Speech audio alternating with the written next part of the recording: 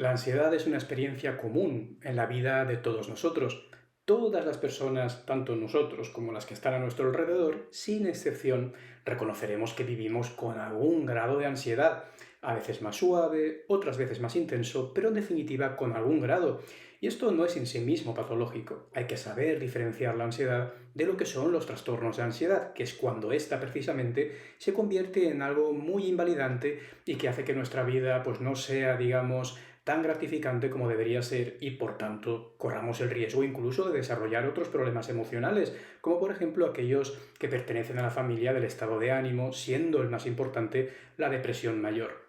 La ansiedad como experiencia subjetiva al margen de los trastornos ansiosos, es algo legítimo, algo que todos sentimos y que responde a una amenaza que percibimos en algún punto incierto del futuro, un punto más o menos cercano a nosotros, pero que sin duda no está aquí todavía. Eso es precisamente lo que la diferencia del miedo. Una emoción que surge cuando la amenaza es inminente, cuando podemos tocarla, cuando podemos olerla, como nuestros antepasados, cuando por ejemplo pues percibían a un dientes de sable entre la maleza y tenían que luchar o huir rápidamente sin pensarlo demasiado para aumentar la probabilidad de vivir un día más. La ansiedad es algo diferente, es algo que todos vivimos, como decíamos antes, y que se asemeja al miedo en muchas cosas, pero en otras es bastante diferente. Particularmente, quizá, desde mi punto de vista, lo más remarcable, sea que a la ansiedad nosotros le sumamos pues aquella dosis de nuestras propias experiencias pasadas, de nuestras expectativas del futuro y por tanto la convertimos en algo muy particular de nosotros, un miedo, en definitiva, hecho a medida. Y quizá te estés preguntando, bueno, Joaquín, esto es así, bien, ya sé un poquito qué es la ansiedad, pero ¿cómo se expresa? Y esta pregunta es importante, porque cada uno de nosotros tiene una ansiedad completamente única, distinta a la de aquellos que nos rodean, y eso es porque hay un patrón de tres sintomatologías distintas que cada uno vive de forma particular. Te las voy a contar un poco para que puedas hacer un proceso o un análisis de tu propia experiencia y tratar de identificar las que en tu caso quizá son más importantes. La primera forma de ansiedad es la ansiedad fisiológica. Ocurre cuando nuestro sistema nervioso autónomo y en particular su rama simpática se activa.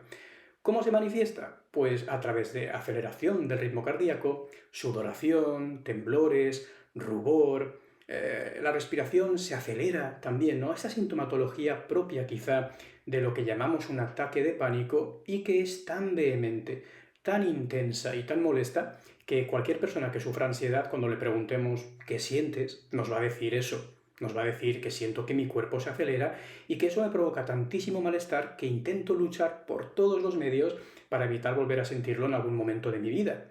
Esto es precisamente lo que luego hablaremos al referirnos a los síntomas motores. Bien, ya tenemos esa ansiedad fisiológica. Particularmente importante para las personas que sufren ansiedad social, el temblor, el sudor y el rubor, por ser muy visibles frente a los demás y sugerirles que estamos pasando por un mal momento, algo que las personas con ansiedad social, como hablaremos en otro vídeo pronto, pues temen profundamente. Bueno, tenemos la ansiedad fisiológica. ¿Y cómo es la ansiedad cognitiva? Es otra forma de ansiedad. Se caracteriza por preocupaciones constantes, como ocurre con el trastorno de ansiedad generalizada, por qué es lo que podrá ocurrir en el futuro. Nos planteamos todo el tiempo pensamientos condicionales en la línea de ¿y si sucede esto? ¿Y si sucede esto otro? Y vamos encadenándolos unos con otros hasta que finalmente podemos visualizar consecuencias muy catastróficas, mucho peores de las que objetivamente podríamos encontrarnos para un hecho que está frente a nosotros y que percibimos como mínimo con cierta demanda. También tenemos la rumiación, es esa tendencia a pensar constantemente sobre cosas que ya ocurrieron y de nuevo volviendo a la ansiedad social. También llamada fobia social, podemos encontrar algunas personas que al reflexionar sobre hechos sociales que tuvieron que vivir en algún momento del pasado, encuentran pues siempre pequeños detalles, palabras que consideran que no debieron decir, gestos incluso muy sutiles que no debieron gesticular y que creen que eso de alguna forma puede afectar a la manera que el otro le percibe y entender de él que es totalmente inadecuado.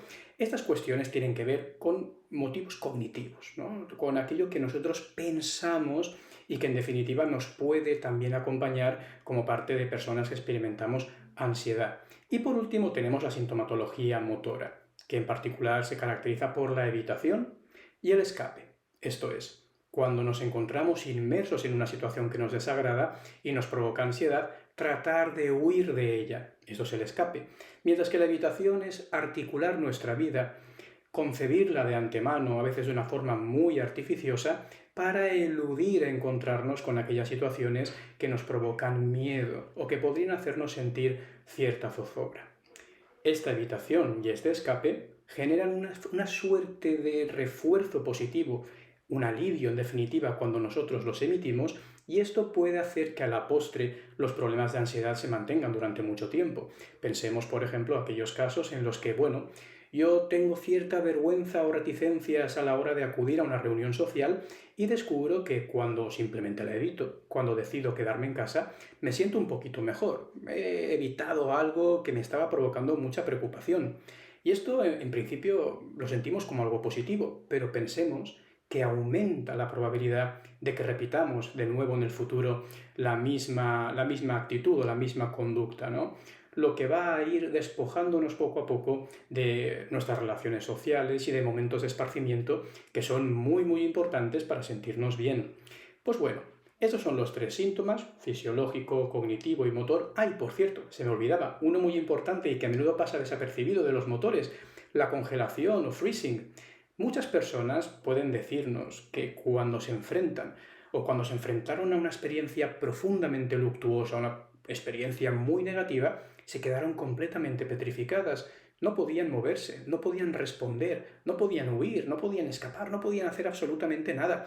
Y esto es algo que en nuestro pasado filogenético, en nuestra evolución como especie, servía a nuestros ancestros más primitivos para confundirse en el medio, para camuflarse, y que cualquier depredador que pudiera encontrarlos, pues entendiera o que bien es un cadáver o que bien es un elemento del entorno no comestible, ¿no? Por tanto, de alguna manera sería parecido a escapar o huir, ¿no? Simplemente que a través de una parálisis completa de nuestro cuerpo. Bueno, pues ya tenemos la sintomatología fisiológica, cognitiva y motora. Tu patrón de ansiedad será una combinación de cualquiera de ellas en mayor o menor intensidad. Esto es muy importante, porque si nosotros reconocemos en nosotros mismos una ansiedad puramente fisiológica, ese predominio de sensaciones corporales intensas como la taquicardia, la sudoración, etcétera, tendremos que desarrollar estrategias que sean coherentes con ello, fundamentalmente estrategias para el control de la activación fisiológica, como la relajación muscular progresiva, la la respiración, diafragmática, etcétera. Mientras que si nuestra ansiedad es puramente o predominantemente cognitiva, será más interesante pues la reestructuración cognitiva, el entrenamiento en toma de decisiones, etc.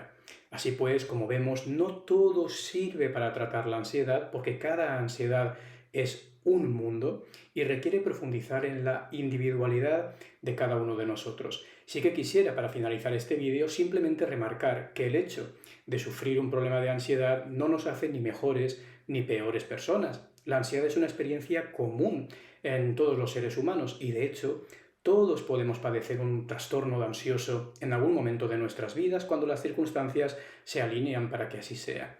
Así pues, si experimentas ansiedad, si ves que ésta está empezando a desbordarte, a hacer que tu vida no sea tan gratificante como en un momento del pasado lo fue, quizá sea el momento oportuno para simplemente exponerlo, ya no necesariamente a un terapeuta, que obviamente sería muy útil, ¿no? Sino también a cualquier persona de nuestro alrededor, un amigo, un familiar que esté dispuesto a escucharnos de manera sincera, de manera genuina, auténtica, sin juzgarnos, sin dar su opinión, aunque no se la hayamos solicitado. Este hecho, la simple verbalización de nuestra ansiedad y nuestros miedos, tiene un efecto terapéutico muy profundo. Y como digo, a veces lo evitamos por esa creencia social, ese mito completamente erróneo de que el malestar, de que el sufrimiento emocional sugiere debilidad, en absoluto.